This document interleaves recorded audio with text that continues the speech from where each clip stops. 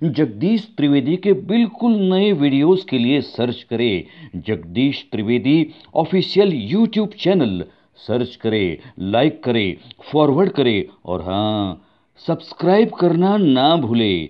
Jagdish Trivedi official channel.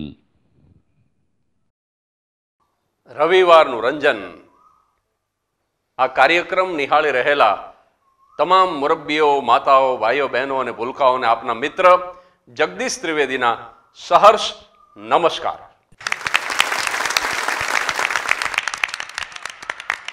હું 20 વર્ષનો હતો ને ત્યારે મને એવી કુબુદ્ધિ હુજી કે એકાદા રાજકીય પક્ષનો પ્રમુખ થઈ જવું। હવે આપણે પ્રદેશ પ્રમુખ તો ન થઈ શકી, પણ મેં કીધું થવાય તો જિલ્લાનો પ્રમુખ થવું, જિલ્લાનો ન થવાય તો તાલુકાનો થવું, તાલુકાનો ન થવાય તો છેલ્લે ગામનો પ્રમુખ થવું। પણ જેમ જેમ બુદ્ધિ વધતી ગઈ, સમજણ વધતી ગઈ, પછી મને વિચાર આવ્યો કે હું કલાકાર છું એ કાફી છે, મારે નેતા થવાની જરૂર નથી।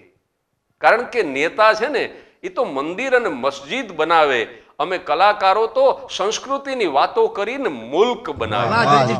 નેતા તો સરકાર બનાવે, અમે સંસ્કારની વાતો કરી અને સમાજ બનાવીએ। અને એક વાત તો તમારે સ્વીકારવી જ પડશે કે નેતા હારી જાય એટલે સમાજ એને ભૂલી જાય, અને કલાકાર મરી જાય તો પણ સમાજ એને ભૂલતો નથી। એટલે કીધું આપણે નેતા તો થવું જ નથી, પણ પ્રમુખ થવાનો અભરખો એવો। પછી એમ થયું કે રોટરી ક્લબ કે લાયન્સ ક્લબ આવી કોઈ સેવાભાવી સંસ્થાનો પ્રમુખ થવું। ત્યાં ગયો તો ત્યાં લાંબી લાઈન હતી। પછી મેં કીધું આપણે આપણી જ્ઞાતિના પ્રમુખ તો થઈએ કે ને। હું તો જ્ઞાતિની વાડીએ ગયો, ત્યાં એક 88 વર્ષના કાકા બેઠા હતા। મને કે શું આવ્યા? મેં કીધું મારે નાતનો પ્રમુખ થવું। મન કે એક એટેક આવ્યો? મેં કીધું ના। મન કે મોતિયો ઉતરાયો? મેં કીધું ના। મન કે તો હજી તમારે પ્રમુખ થવાનો વાર છે। પછી મેં કીધું હવે આપણે એકેયમાં હાલે એમ નથી, એટલે મેં તો પ્રમુખ થવાની ઈચ્છા જ હાવ પડતી મૂકી દીધી। પણ 35 વર્ષ પછી ઈશ્વરના દરબારમાં આપણે કહીએ છીએ ને કે દેર છે પણ અંધેર નથી। 35 વર્ષ પછી મારી પેન્ડિંગ અરજી ભગવાને વંચાણે લીધી હમણાં, અને અમારી સોસાયટીનો પ્રમુખ થયો। બોલો, અમારી સોસાયટીમાં હવે તમે જુઓ ને, મકાન ખાલી 18, એમાં 6 તો બંધ રહે છે, એટલે પાછળ વધ્યા 12। હવે 12માં 6 સભ્યોની કમિટી, એટલે એવો નિયમ કરેલો છે કે બધાને નિવૃત્ત કરવા અમુક સમય પછી, એટલે 6 બંગલાવાળા તો નિવૃત્ત થતા હતા, હવે પાછળ વધ્યા 6। હવે ઈ જે 6 હતા એમાંથી ફરજિયાત મને તો લેવાનો જ હતો, પણ ઈ જે 6 વધ્યા હતા ને એમાં રૂપાળો ગણો તોય હું ને ભણેલો ગણો તોય હું। બોલો, એટલે પછી સર્વાનુમતે મને પ્રમુખ બનાવ્યો। પણ મારા નસીબ તો જુઓ તમે, 35 વર્ષે મારી ઈચ્છા પૂરી થઈ, પણ કહેવત છે ને કે વાણંદના વાંકા હોય તો કોથળામાંથી કરડે। હું 35 વર્ષે પ્રમુખ થયો ને બીજા જ દિવસે અમારી સોસાયટીનો એક સભ્ય, 55 વર્ષનો જુવાન જોધ માણસ, હાર્ટ એટેકમાં ગુજરી ગયો। અમુક લોકો તો એમ કહે છે કે એને હાર્ટ એટેકનો હુમલો આવ્યો। એટેક નહીં, હુમલા આવે। બોલો, અમુક પાછા હાર્ટ એટેક બોલે, હાર્ટ એટેક આવ્યો। આમ તો હાર્ટ એટેક હાર્ડે બહુ હોય, પણ આ ભાઈ ગુજરી ગયો। અને તમે જોજો, અમુક વડીલો છે ને એ 90 વર્ષ 92 વર્ષ સુધી જીવે, અને એવી તારીખે મરે કે 2-3 લગ્ન બંધ રખાવે। આપણને એમ થાય કે આ લગ્ન નક્કી થાય એની રાહ જોઈને જ જીવતા હતા। મહાભારતમાં ભીષ્મ પિતામહ આમ મકરનો સૂર્ય થાય એના માટેથી આમ બાણની શૈયા ઉપર જેમ રાહ જોઈને હુતા હતા ને, એમ ભીષ્મ દાદા હુતા હોય એમ આ દાદો હુતો હોય 90-92 વર્ષનો। ઈ પૌત્રના કે પૌત્રીના લગ્ન નક્કી થાય એની રાહ જોઈને હુતો હોય। બોલો, એની કંકોત્રી છપાય પછી દાદા જાય। એનું કારણ શું કે ઈ એવું ઈચ્છતા હોય કે હું ગુજરી જઉં ભડના દીકરા તમે ડિસ્કો કરો, હું જતો રહું તમે મોહન થાળ ના બેટકાની તાણ કરો, એમ ભાઈડો લગ્ન બંધ કરાવીને રહું. એટલે ઓલા છે ને એ ભીષ્મ હતા ને આ દાદા પહેલેથી જ ભીષ્મમાં હોય, મૂંઝવણમાં હોય. પણ આમાં તો એવું કઈ હતું નહીં. જુવાન જોધ માણા હાર્ટ એટેક થી ગુજરી ગયેલો. હવે ગમે એમ તો હું પ્રમુખ ખરો ને, એના ઉઠમણામાં તો જવું પડે. અમારા સોસાયટીના જ કોમન પ્લોટમાં એક 18x12 નો માંડવો બાંધેલો. એમાંય બન્યું એવું કે ધોળું કપડું ક્યાંયથી ન મળ્યું. પછી લગ્નનું જે લાલ કપડું હતું ને એને ઊંધું બાંધી દીધું. આમાંય તે લગ્નને ઊંધા વાળી દી, એનું નામ જ ઉઠમણા. અને ઉઠમણામાં તમે જોજો સમય 4 થી 6 નો હોય. કોક 4:30 આવે, કોક 5 વાગે આવે, કોક 5:30 આવે, કોક નો આવે. અને જે ઉઠમણાના મંડપ સુધી આવે ને એ તો આમ તાલીઓ લેતા લેતા આવતા હોય ને દાંત કાઢતા કાઢતા આવતા હોય. મોઢામાં ફાંકી ભરાવેલી હોય ને પછી માંડવ્યાને નજીક પહોંચે ને એટલે ફાંકીને થૂંકી નાખે ને ફાંકીની સાથે જ એ ખુશીને થૂંકી નાખે અને કૃત્રિમ ઉદાસી પહેરી લે. સફેદ કપડાં પહેર્યા હોય તે દિવસે ઓલી કબાટમાંથી કાળા ગોગલ્સ ગોતીને પહેર્યા હોય અને કૃત્રિમ ઉદાસી. કારણ કે આ મંડપની બહાર હોય ને ત્યારે તો આમાં હોય ને મંડપમાં પહોંચે ઓશિયાળા મોઢા કરી નાખે. એટલે ગમે એમ તો હું પ્રમુખ ખરો ને, એટલે હું ઉઠમણામાં પહોંચ્યો ને મારી પાછળ ઉપપ્રમુખ ને મહામંત્રી ને ઉપમંત્રી ને ખજાનચી જેમ 13 પાછળ 14 હોય ને એમ એ 14 4 ભેગા ને ભેગા અમે 5 પહોંચ્યા. 18x12 નો માંડવો, એક પ્લાસ્ટિકની ખુરશી રાખેલી, એમાં જે ગુજરી ગયો તો એનો ફોટો પધરાવેલો. હવે એ જે ભાઈ ગુજરી ગયા હતા ને એને જન્મથી આમ આંખું ત્રાસી અને પાછા એસટી બસમાં કંડક્ટરની નોકરી કરે.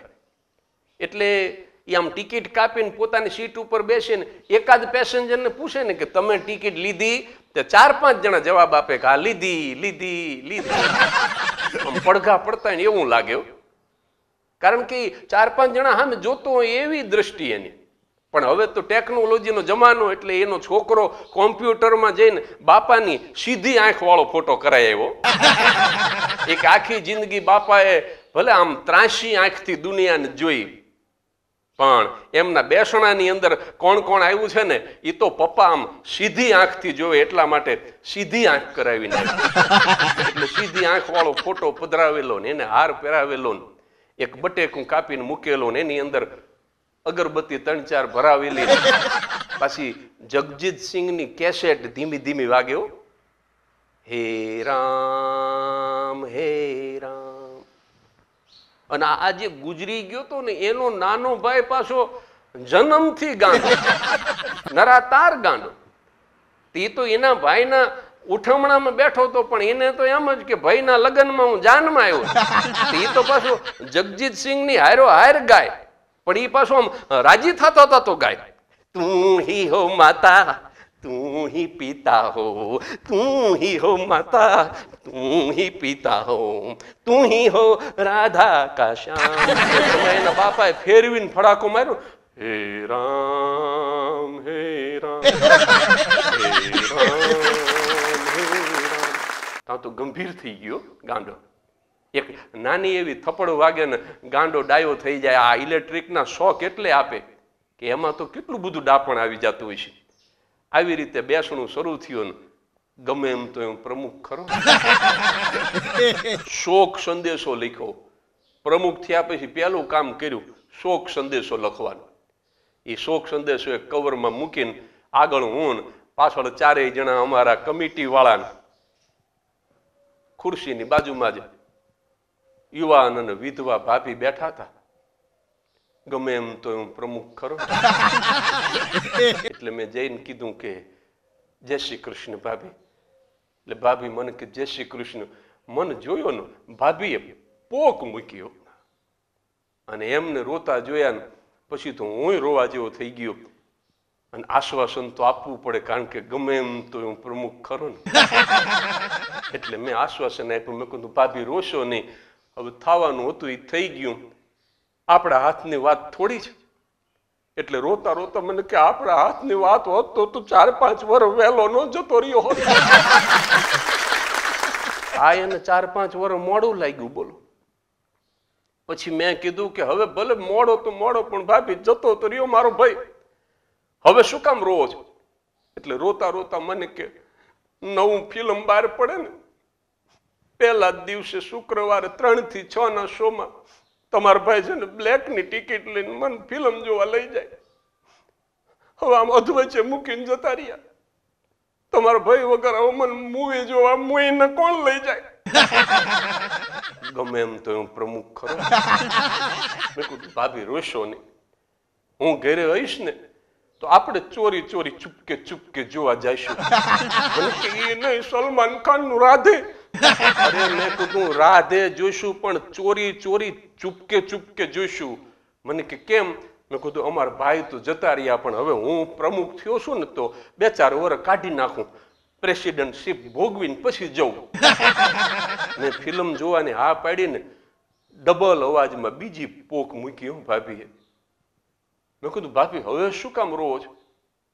કે તમારા ભાઈ છે ને દરરોજ અમે ડિનર કરી લઈને પછી એકતા કપૂરની એકતા ભંજક સિરિયલ જોવડાવતા. હવે આમ વચ્ચે મૂકીને જતા રહ્યા. હવે એમના વગર મને ટીવી જોવામાં કંપની કોણ આપે? ગમે એમ તો હું પ્રમુખ ખરો ને. કીધું ભાભી રોશો નહીં, મારે પ્રોગ્રામ નહીં હોય ને હું ઘરે હોઈશ ને તો બીવીને ખબર ન પડે એમ ટીવી જોવડાવ આવીશ. ટીવી જોવડાવવાની હા પાડી ને ત્યાં તો ભાભીએ 3 ગણા અવાજથી ત્રીજી પોક મૂકી. મેં કીધું ભાભી હવે શું કામ રોવો? તો રોતા રોતા મને કે તમારા ભાઈ 32 લાખ રૂપિયાનું કરજો મૂકીને જતા. હવે એમના વગર દેણું કોણ ભરશે? હવે થાવ લ્યો પ્રમુખ. પછી મારા ભેગા જે 4 આવ્યા હતા ને, હું એની બાજુ ફર્યો. મેં કીધું પ્રમુખે 2 કામ કર્યા, હવે ત્રીજું તો તમે કરો. પ્રમુખ બિચારો એકલો કેટલા કામ કરે? साथी हाथ बढ़ाना, एक अकेला थक जाएगा, मिलकर बोझ उठाना, साथी हाथ बढ़ाना, साथी हाथ बढ़ाना साथी रे. એવું મારે તો ગાવું હતું, પણ ઉઠમણામાં તો ગવાય નહીં. તો તરત ને તરત મારું ઉઠમણું ચાલુ થાય. હવે ઓલા 4 જણાને 32 લાખનું દેણું ચૂકવવાનું કીધું, ઉઠમણાના માંડવામાં બેઠા રાજીનામું લખવા. બોલો. અહીંયા 4 જણાએ રાજીનામું આપ્યું ને તેથી હાજે જ સાહેબ પ્રમુખ સામે અવિશ્વાસની દરખાસ્ત પસાર કરી અને બીજા દિવસે હવારે તો સાહેબ કમિટી વીખી નાખી.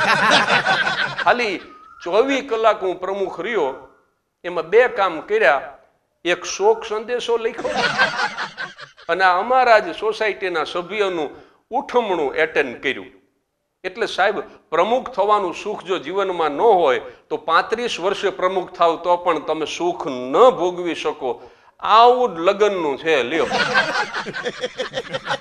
કોઈ મોટી ઉંમરે જો કુંવારા રહી ગયા હોય ને ડાળે ન વળગી શકતા હોય તો બહુ મહેનત ન કરશો, કારણ કે ઘણી વખત બહુ મોડું મળે ને એ 24 કલાક માટે મળે.